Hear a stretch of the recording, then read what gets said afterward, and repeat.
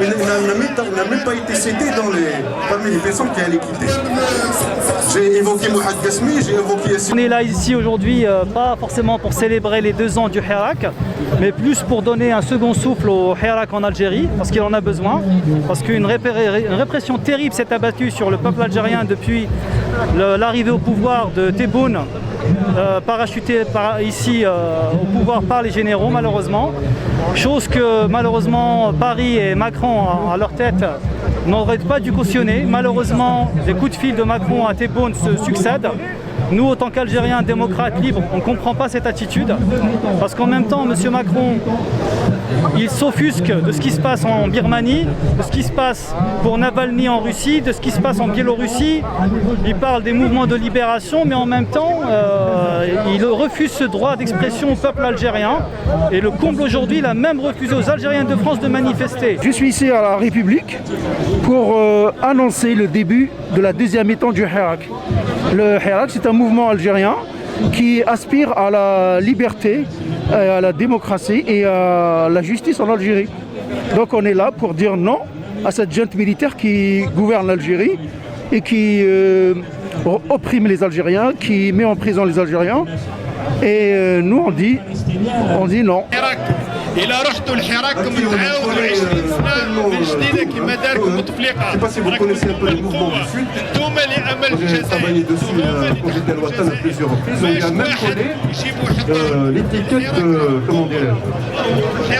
terrorisme lié à un mouvement créé dans le sud dans les années 2000.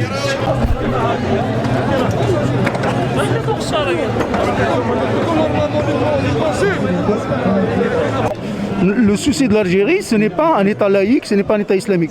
C'est la dictature militaire.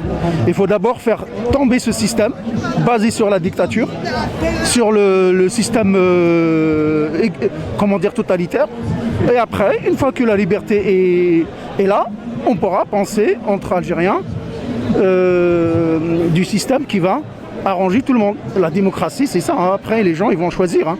Celui qui va les gouverner. Or qu'en ce moment, ceux qui nous gouvernent, ce sont des gens qui nous ont été imposés par je ne sais pas qui, par des puissances étrangères, par des militaires, voilà.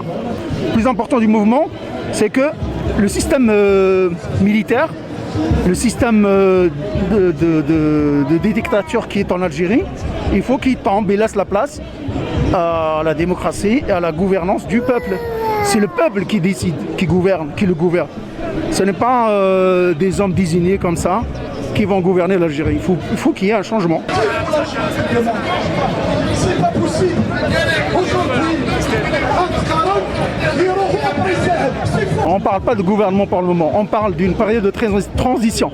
Période de transition qui va au moins désigner les gens qui vont gouverner l'Algérie pendant un certain temps et ensuite instaurer un gouvernement légal, légitime qui va diriger l'Algérie. Pour le moment, ce n'est pas le cas. Et les autres discussions, les autres problèmes, ce n'est pas le fond du problème. Le fond du problème, c'est le système qui dirige l'Algérie, un système basé sur la corruption, sur la torture, sur l'injustice. C'est ce système-là qu'il faut faire tomber.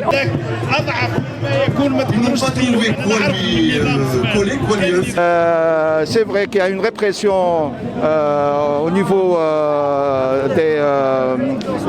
il n'y a pas de liberté d'expression, c'est-à-dire ça c'est flagrant, c'est comme toute dictature, c'est une dictature pire que l'ancienne, parce que là ils ont libéré pas mal de gens, mais ça n'a pas de sens. Ils ont libéré des gens qui n'avaient rien à voir à faire dans des prisons. C'est-à-dire c'était biaisé dès le départ, parce qu'on a emprisonné des gens juste pour leur opinion.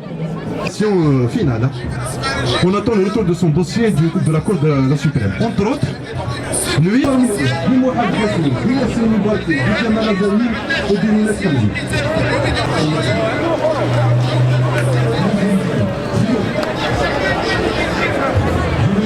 La solution pour moi, c'est une période de transition avec démission immédiate de chef de tout l'état-major de l'armée, avec un gouvernement de technocrates qui organiserait une élection dans les 12 mois à 18 mois. Et après, quand il y aura un président légitimement élu, lui, il aura les coups des franches pour appliquer les réformes qu'il aura promis pendant son élection, pendant la campagne électorale. Il faut qu'on ait une première élection indépendante en Algérie.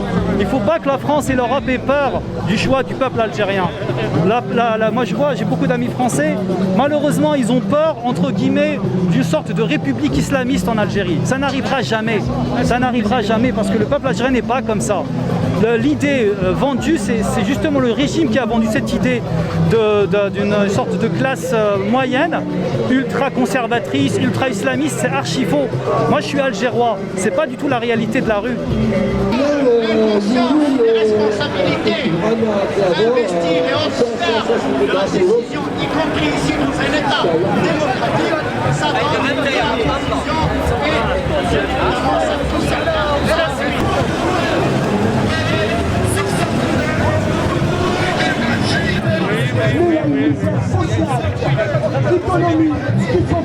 L'Algérie, Maroc, Tunisie, ce sont des terres berbères. On a été arabisés comme on a été colonisés par les Français. Si on a refusé d'être complètement assimilé aux Français, c'est pas pour devenir arabe. Donc chacun sa culture, il y a de la place pour tout le monde.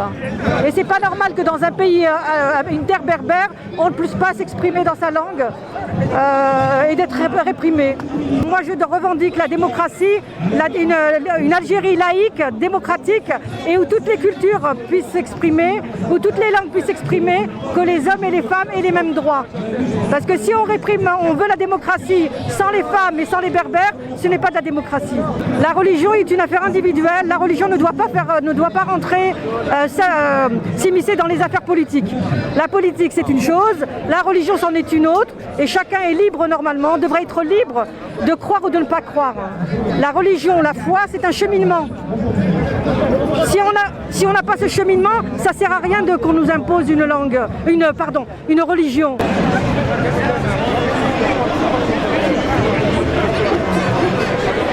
État laïque, il n'y a que comme ça qu'on s'en sortira. Si ce n'est pas un État laïque, ça va devenir un État islamique et on va se retrouver comme l'Iran et comme d'autres pays où les femmes n'ont le droit de rien.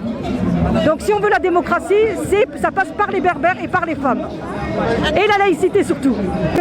Quasiment tous les jours, il y a des femmes qui sont assassinées, comme partout dans le monde. Les femmes, c'est la dernière roue du chariot. Et régulièrement, il y a des assassinats pour X raisons. Voilà. Et quand on est berbère, on peut aller aussi en prison. Prendre le drapeau berbère, c'est la prison.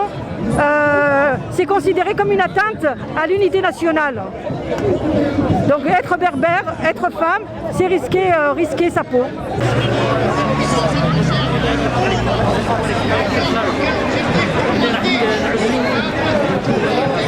Et aussi, il y a encore le débat aujourd'hui, pourquoi il y a un drapeau algérien, pourquoi il y a des drapeaux berbères et tout ça. Pour moi, les deux drapeaux se valent, il n'y a aucun problème. Sauf que le drapeau algérien couvre tout le pays, parce que la revendication berbère n'est pas celle de tout le pays, c'est la vérité.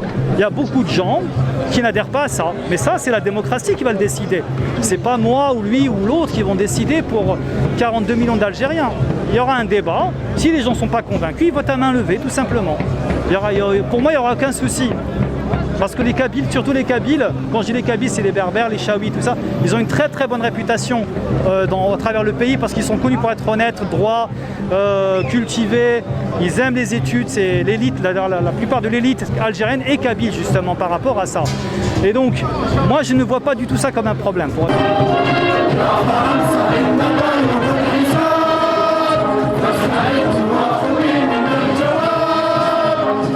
Macron, je ne sais pas par qui il est conseillé, sûrement par Le Drian, qui est là depuis 2012, qui était dans les bagages de François Hollande. À mon avis, il est mal conseillé, il s'y prend mal, parce que demain, le Hirak algérien va vaincre, et on aura une deuxième république en Algérie, et Macron et la France officielle, elle sera en très mauvaise posture.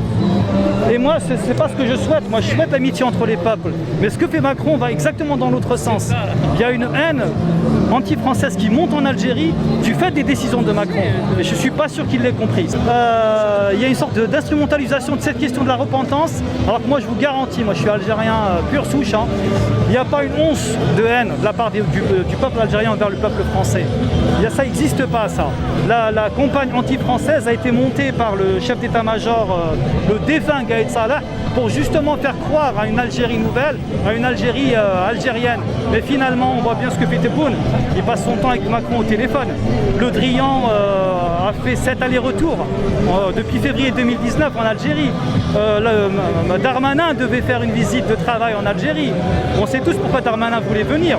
Il voulait venir simplement par rapport à la question des sans-papiers.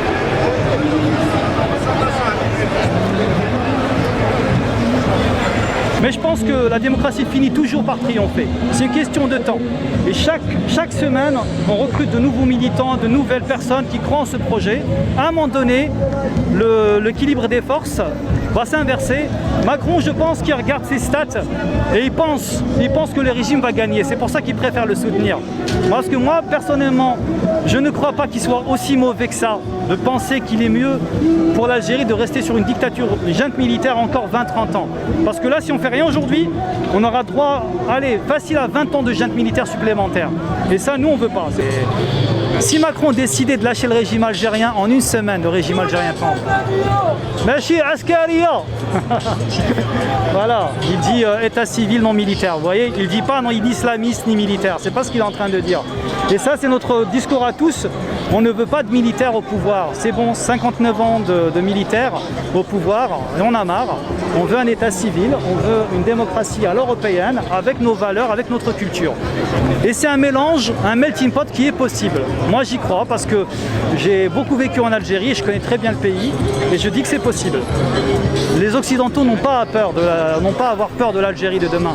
Et s'ils ont peur ne peuvent plus avoir d'accès aux ressources algériennes, à savoir gaz, pétrole, gaz de schiste et tout ça, ce n'est pas en inventant un nouvel type de colonialisme qu'on va y arriver.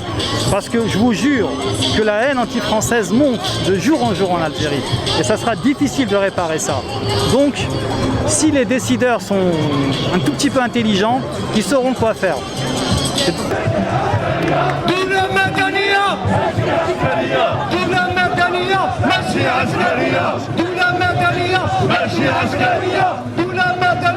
ماشي عسكرية